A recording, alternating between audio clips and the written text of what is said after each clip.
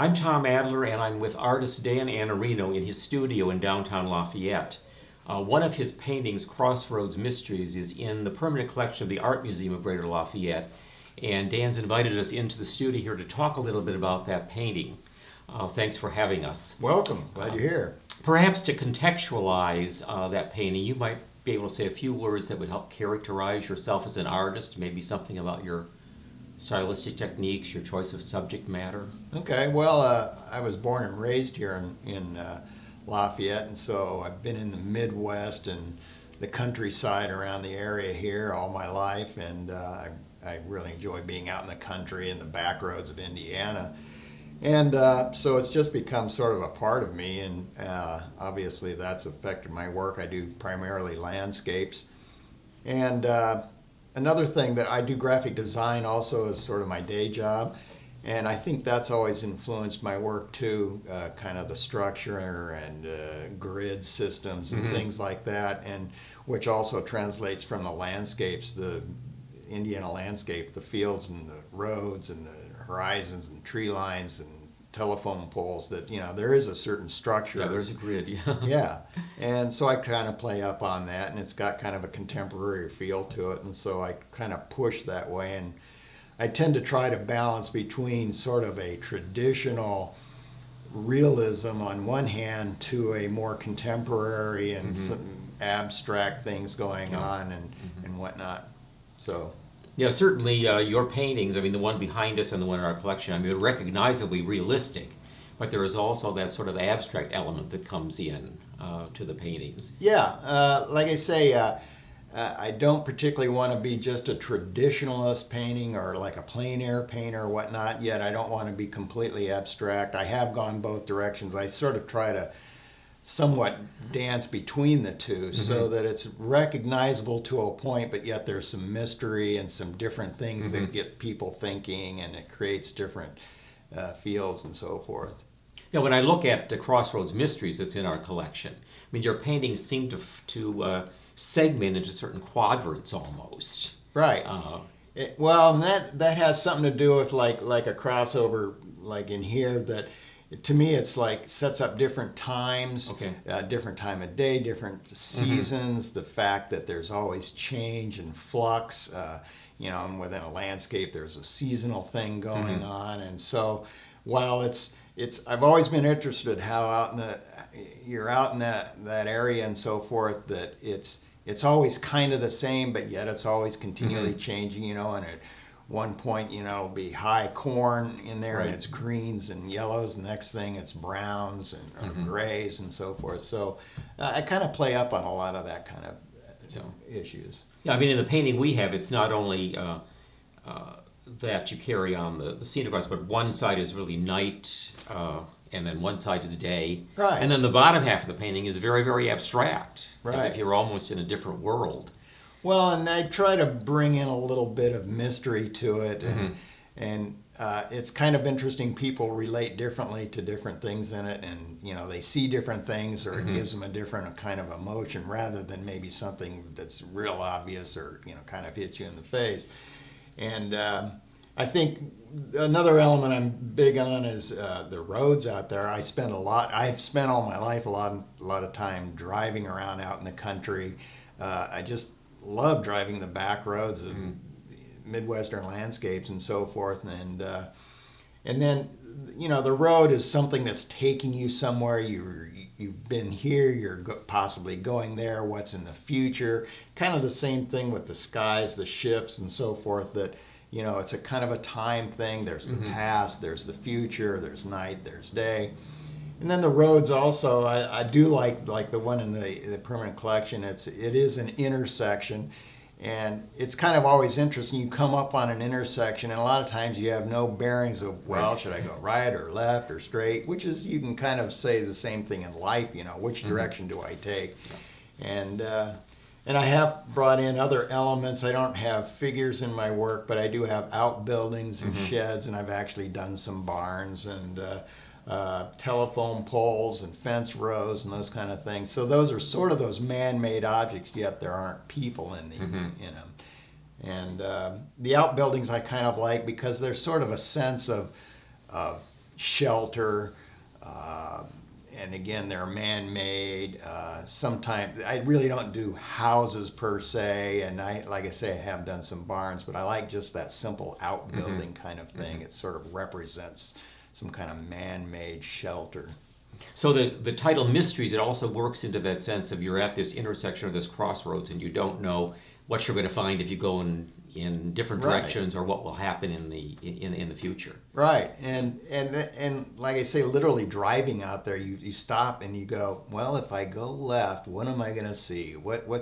Is there going to be a river valley over there, or is there going to be a nice house or something? And you can kind of get lost, and I kind of like that element, because a lot of times, in life too, you don't quite know where that road's going to take you, and you take it and see what happens. Could you talk a little bit about your bold color palette in your paintings? Sure. I think my biggest influence when I was in art school was I really got into the Fauvists and their bold use of color. And Matisse, he always used a pretty high color palette, and he was a big influence on my work. So I've kind of always run with that. And I don't know, I just tend to see a lot of times, I know there's different ways you can attack the color, using grays more to accentuate color, but I just tend to see a lot of color, whether it's an intense blue sky, the yellows of the corn, or the gold of the soybeans, or deep blues and so forth. And so I just tend to use a higher color palette. The edges of your canvases are sort of interesting. I mean, up here, for instance, you'll put a little, non-realistic right object. Well, and people are always asking about the edges, and then these elements that I have, these sort of little objects or floating squares or whatnot. Yeah. Part of that is, one, as I paint, I'm scraping a lot. I tend to use a palette knife primarily, and I build up in layers and layers using a lot of mediums, so these lot of transparent layers. And then I'll scrape away or leave certain areas alone. And these elements that you see, to me, they sort of, people are always asking, what are those? And it's like, well, it's kind of just a design element. Two, I think it breaks it up from being such a sort of a static image that it starts to do some figure ground things. And I also feel like they sort of, to me, represent when you're looking out at a landscape, there are things out there that you can't see. There might be bugs. And getting kind of scientific, there's molecules and atoms floating around, and so it kind of represents that mysterious, maybe spiritual, maybe scientific. What's going on out there, and plus I think it adds a little bit of lyricism to the piece. Yes. It breaks up kind of the rigid elements. Yeah, lyricism I think is a good word to describe what happens with those. Elements that you space there. And like I say, most of my paintings, I start off, they start off as an abstract piece. I'll take acrylics and I'll just use colors and do it maybe structured slightly or just completely abstract, turn on some good music and kind of play with it. Then I'll flip the piece around or whatnot and start a landscape on it, and then I'll come into it with the oils.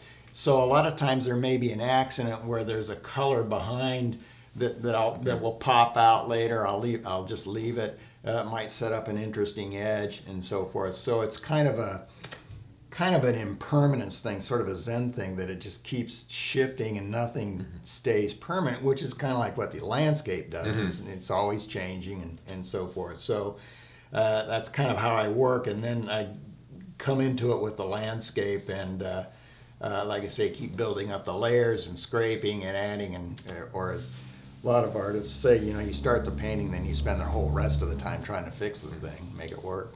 So the landscape is actually, in the process, the landscape is actually superimposed on the abstract painting you started with. Yes. So in this particular painting, what did you begin with? To be honest, I'd have to look at my notes. I can't even remember.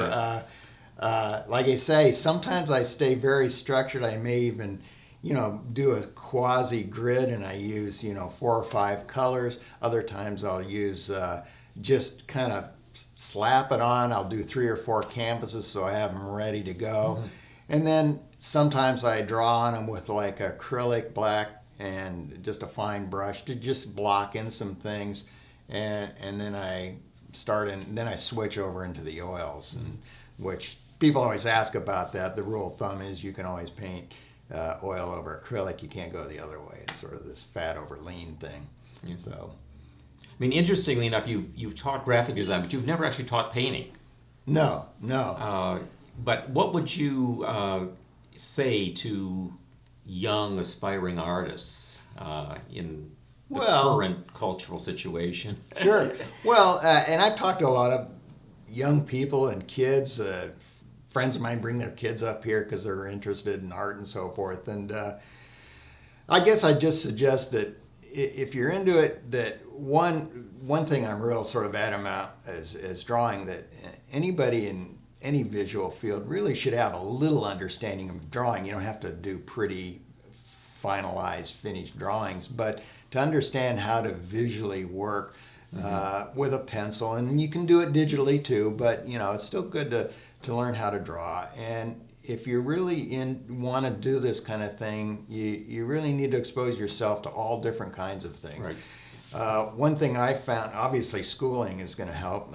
Taking lessons at a local Lafayette Art Museum or wherever is helpful.